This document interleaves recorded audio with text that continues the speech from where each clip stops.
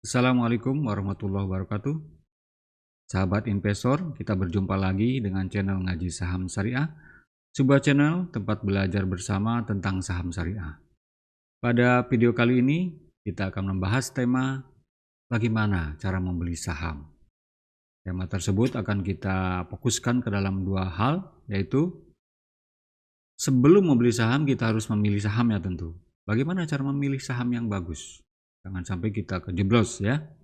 Kemudian juga bagaimana proses beli dan jualnya.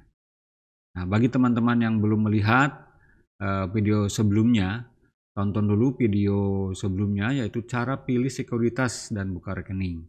Tentu cara membeli saham ini adalah video berikutnya kalau kita sudah punya rekening dan ada di video sebelumnya. Jangan lupa disclaimer on ya. Keputusan ada di tangan Anda, segala risiko tanggung jawab Anda sendiri tentunya. Materi ini hanya informasi dan sarana belajar.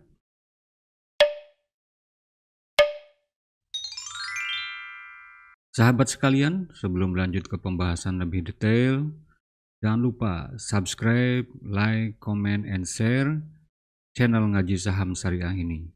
Agar sahabat sekalian tidak ketinggalan informasi tentang saham syariah yang akan diupdate terus. Jadi seperti yang kita sampaikan tadi, bahwa ini sebenarnya dalam membeli saham itu ada 5 step ya, step by stepnya seperti ini, yaitu mulai dari persiapan dana tentunya, kemudian juga kita memilih sekuritas, ya, kemudian juga membuka rekening ya, buka rekening saham tentunya, kemudian kita harus memilih saham apa yang akan kita beli ya. Tentunya ini harus betul-betul, tahap ini sebenarnya nanti akan kita buat video khusus ya, yang membahas tentang cara memilih saham yang baik. Karena tidak mungkin dilakukan pembahasan yang lebih detail dalam kesempatan ini. Nanti videonya terlalu panjang. Nah, kemudian juga nanti kita baru ya, bagaimana teknis cara membeli dan menjualnya secara online ini tentunya ya, secara online. Nah, jadi pada video kali ini kita akan membahas yang 4 dan 5 dulu, yang 4 dan 5 saja ya, karena yang 1, 2, dan 3 sudah dibahas di video sebelumnya. Silakan bagi yang belum ditonton dulu video sebelumnya. Cara memilih saham yang bagus ya, ini memang perlu panjang sebenarnya pembahasannya ya, agar lebih detail. Tapi ini akan kita bahas sepintas bahwa ini sangat penting ya. Jadi yang pertama adalah mindsetnya yang harus dibetulkan dulu. Bahwa membeli saham itu adalah membeli perusahaan. Kemudian ini quote dari Warren Buffett bahwa membeli saham itu buy wonderful company at a fair price. Ya. Ini menurut Warren Buffett ya. Beliau adalah investor saham besar dan dia orang terkaya nomor 3 di dunia. Dari saham dia, khusus dari saham memang. Kemudian itu secara mindset ya. Kemudian secara teknis kita harus melakukan screening ya. Screening saham, screening awal gitu ya. Karena kita tidak mungkin melihat satu persatu dari di saham umum itu ada 700 saham, kemudian kalau di saham syariah itu ada 400-an saham, kita tidak mungkin akan kecapean melihat satu persatu ya. Screening ini bisa kita menggunakan aplikasi ya, biasanya di aplikasi yang sekuritas pun biasanya sudah ada. Misalnya kayak di Mandiri itu ada di MOS ya, itu ada stock filter. Nah, ini biasanya untuk melakukan screening saham. Jadi kita memilih ya dari 400 saham itu berapa yang akan kita amati. Atau kalau memang mau gampang bisa juga misalnya kalau dalam saham syariah itu udah langsung saja, misalnya kita yang diamati oleh kita hanya saham yang masuk ke indeks JII ya, Jakarta Islamic Index misalnya. Atau kalau di saham umum itu LQ45 itu ada 45 perusahaan di situ ya, 45 emiten. Kemudian di JI itu kalau nggak salah ada 30 emiten. Nah ini sudah tersaring setidaknya itu adalah saham-saham blue chip biasanya, saham-saham yang kapitalisasinya cukup bagus, liquid gitu ya. Nah itu seperti itu. Tapi kalau mau lebih bagus, saya sarankan kita harus bisa melakukan screening sendiri di MOS, karena kadang-kadang saham lapis kedua ada juga yang bagus gitu ya. Kalau di saham, kalau misalnya kita hanya LQ45 saja atau JI saja, maka saham di luar itu tidak akan bisa kita amati. Kemudian yang berikutnya kita harus melakukan setelah screening didapat misalnya 10 saham misalnya. Nah, setelah itu kita lakukan analisa fundamental ya. Analisa fundamental ini ada dua macam, yaitu analisa kualitatif dan analisa kuantitatif ya. Analisa kualitatif itu biasanya yang kita lihat itu GCG-nya, yaitu ya Good Corporate Governance. Jadi tata kelola perusahaannya bagus apa tidak. Orang yang menduduki posisi top manajemennya itu orang-orang bagus apa tidak. Punya karakter yang jujur misalnya, tidak ngemplang gitu ya. Tidak ada catatan-catatan buruk misalnya. Itu bisa di googling sebenarnya. Saya namanya siapa, kemudian kita googling. Ini ada nggak catatan-catatan jeleknya? Tapi kalau misalnya catatannya bagus, nah berarti itu bagus. Karena ini sangat penting. Tata kelola itu sangat dipengaruhi juga oleh orang yang menakodai perusahaan tersebut. Ya. Kemudian biasanya kita juga harus lihat saham perusahaannya itu harusnya lebih besar dari saham publik. Jadi saham publik itu saham yang kita akan orang-orang yang membeli ya di luar orang-orang di perusahaan. Kenapa? Karena ini menunjukkan bahwa kalau si ownernya atau top manajemennya dia memiliki saham itu yang cukup besar, artinya dia sangat yakin bahwa perusahaan itu akan menguntungkan, sehingga dia juga tidak mau keuntungan itu terlalu banyak dibagi keluar, dia juga tentu ingin menikmati.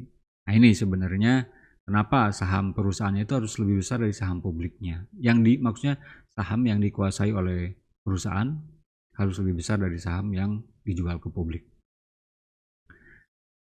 Nah, begitu. Kemudian juga harus dicek apakah si perusahaan ini, emiten ini rajin nggak bagi dividen. Jadi ini bisa dicek sebenarnya. Sebetulnya bisa dicek berapa tahun sebelumnya, baik di chart biasanya ada DDD itu dividen. Apakah dia bagi dividen terus nggak? Besarannya seperti apa? Ini bisa dicek sebenarnya. Kenapa penting hal ini? Karena kalau dia rajin bagi dividen, selain bagi kita itu seperti dapat pendapatan tambahan, juga sebenarnya dividen ini menunjukkan bahwa si perusahaan itu concern dengan para pemegang sahamnya. Ya. Kemudian analisa fundamental secara kuantitatif misalnya bisa dengan nilai ROE, jadi selama 5 tahun. Return on equitas itu dia berapa sebenarnya ROE-nya? Kalau bisa misalnya lebih dari 15% ya.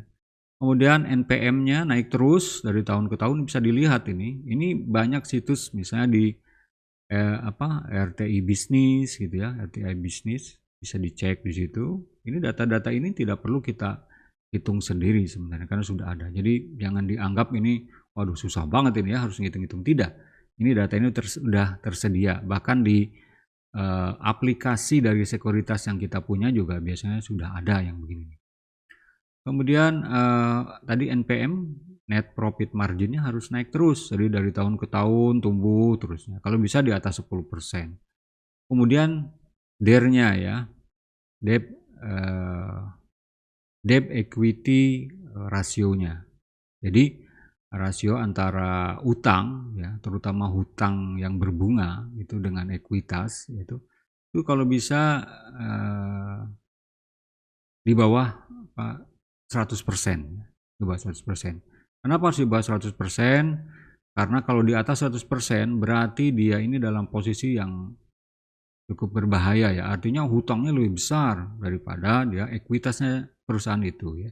Ini yang perlu jadi bahan pertimbangan. Nah, data-data ini bisa dilihat bahkan laporan per kuartal, laporan tahunan itu dapat lihat di www.idx.co.id. Di situ juga ada, kemudian di aplikasi yang kita punya juga ada ya. Aplikasi yang dari sekuritas biasanya sudah ada juga. Kemudian tahap berikutnya adalah perlu melakukan valuasi harga. Jadi menilai bahwa harganya itu sudah kemahalan atau belum, atau sebenarnya harganya murah. Jadi misalnya tadi udah ketahuan perusahaannya bagus, tapi kalau harganya mahal, ya tentu kita juga agak berbahaya karena berarti jangan-jangan kita berada di posisi puncak harganya gitu ya, kemudian nanti turun gitu. Nah, kita harus melihat bahwa harganya juga harus harga murah. Indikator-indikator itu ada banyak dan sebenarnya mungkin tiap orang berbeda-beda ya. Tapi yang jelas yang umum digunakan itu misalnya dengan PE ratio ya. Ini PE ratio itu adalah price earning ratio. Kemudian juga book value-nya itu kalau bisa ya itu di bawah 1. Nah, ini sebenarnya nanti harus dibahas secara khusus. Nanti akan coba kita bikin video khusus untuk membahas ini ya.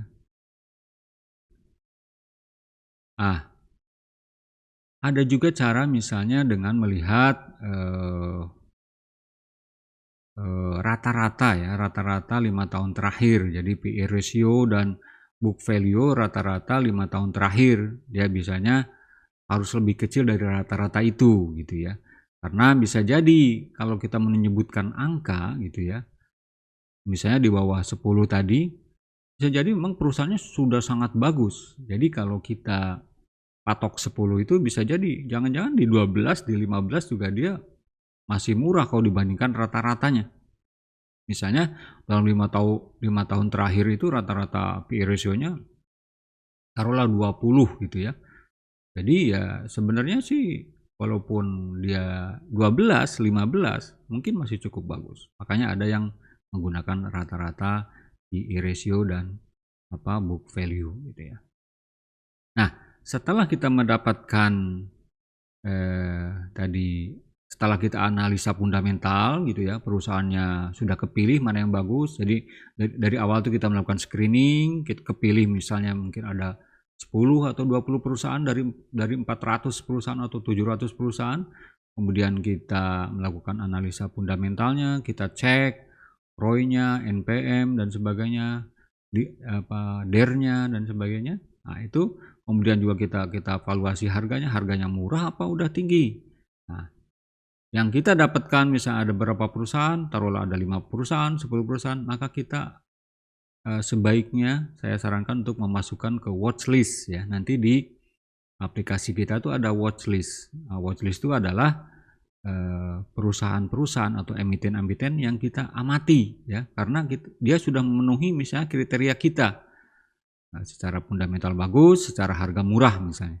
Nah, itu di watchlist ya, di watchlist. Jadi tidak langsung beli, cek dulu di situ, amati. Nah, di watchlist itu. Jadi kan bisa dilihat bagaimana perkembangannya. Dan yang terakhir, kita memang mungkin sebagian para investor ada yang tidak menggunakan analisa teknikal ya, karena merasa bahwa ini sudah bagus perusahaannya, valuasi harganya juga sudah murah, ngapain lagi pakai analisa teknikal. Saya masih pakai memang karena biasanya analisa teknikal ini digunakan orang-orang teman-teman yang trading. Tapi saya masih menggunakan itu dalam hal menentukan timing gitu. Memang ini mungkin pengaruhnya tidak terlalu besar karena kita jangka panjang. Tapi saya sering memperhatikan juga karena kenapa? Karena pada saat kita beli itu timingnya tepat tidak. Walaupun harga sudah murah, tapi jangan-jangan ini masih turun gitu. Nah, itu untuk melihatnya biasanya saya menggunakan analisa teknikal. Apakah harga ini sudah di bottom atau sebenarnya harganya itu masih tinggi gitu ya, masih bisa turun gitu. Nah, kita amati dulu sambil lihat di watchlist, kita amati dengan analisa teknikal.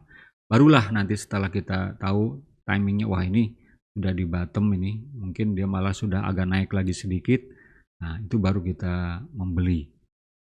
Ini tentu beberapa patokan-patokan ini adalah patokan-patokan yang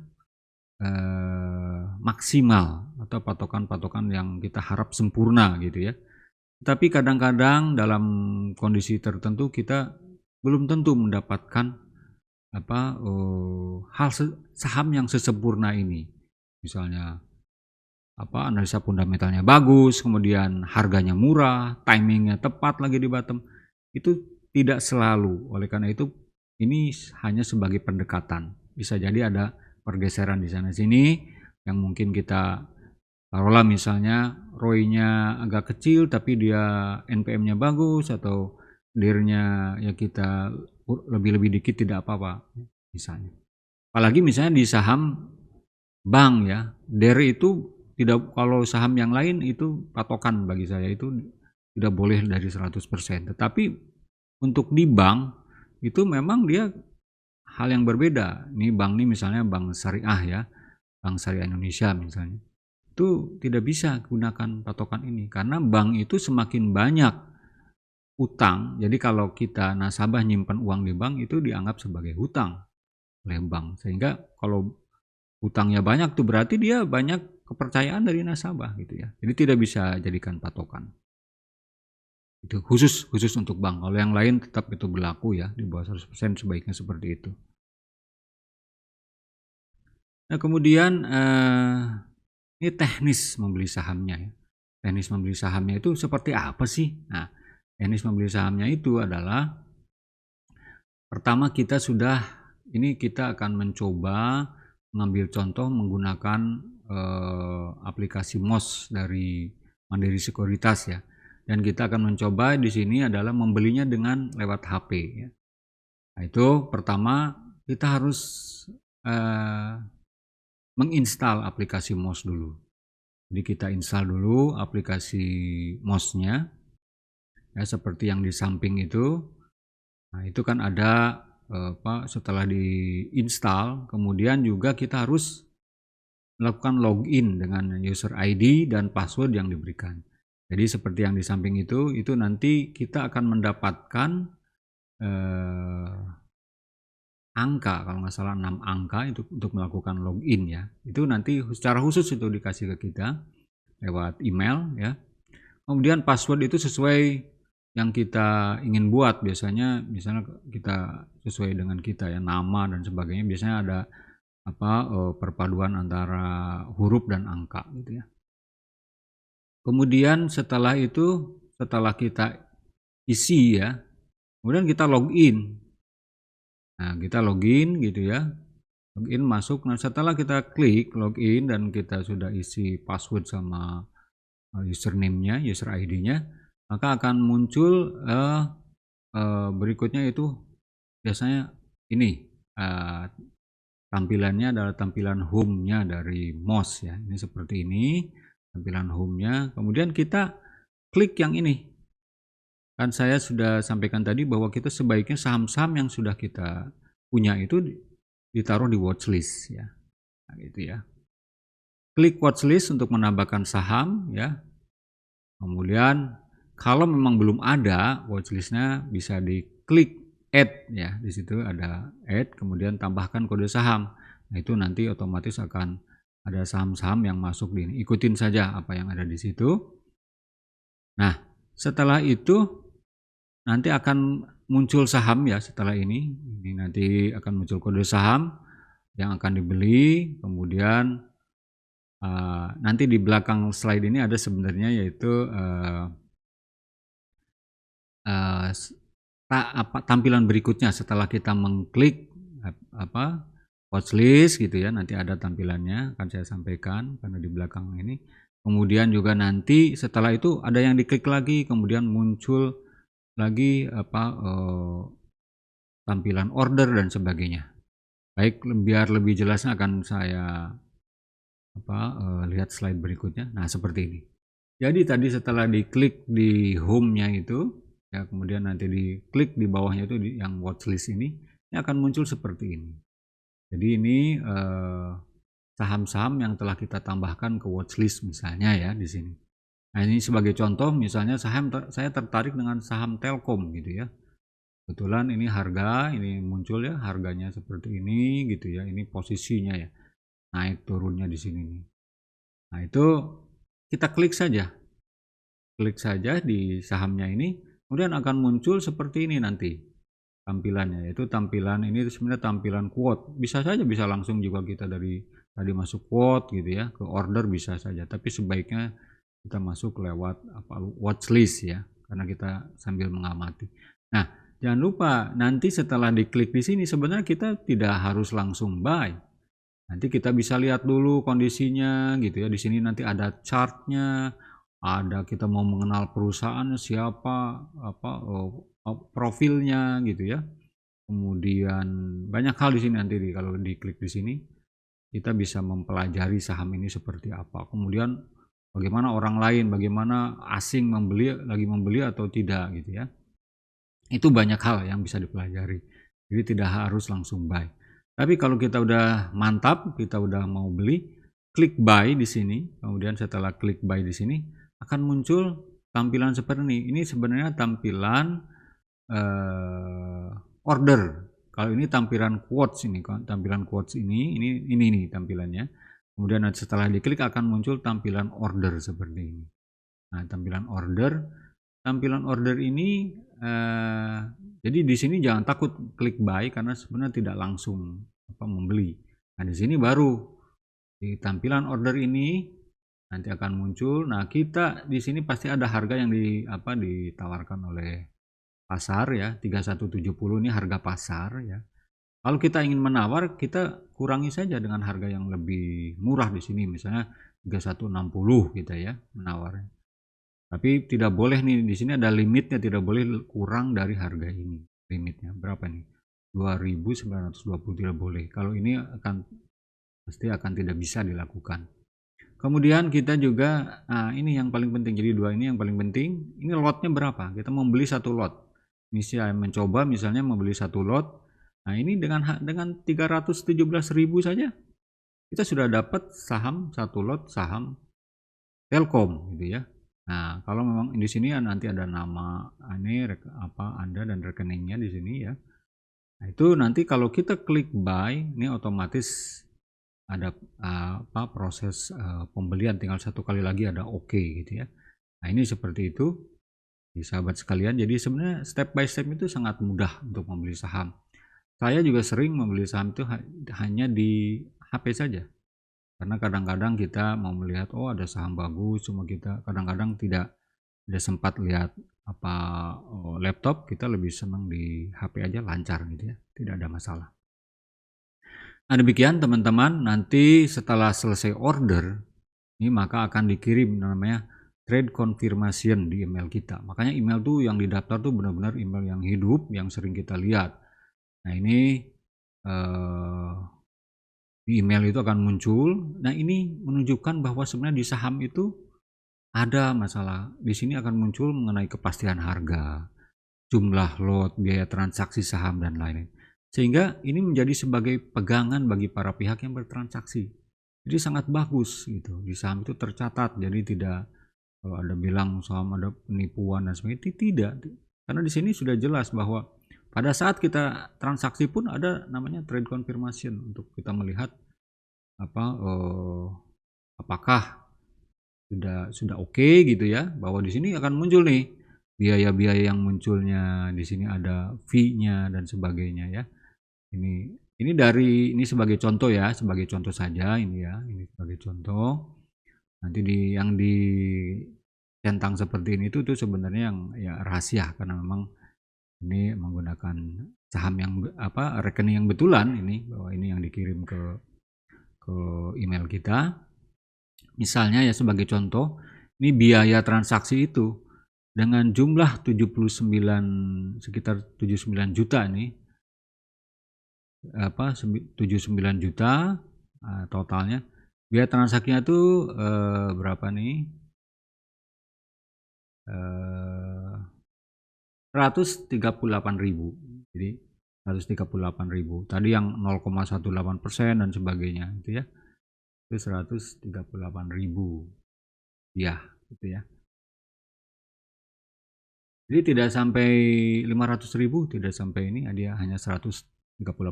Ini pada saat jual.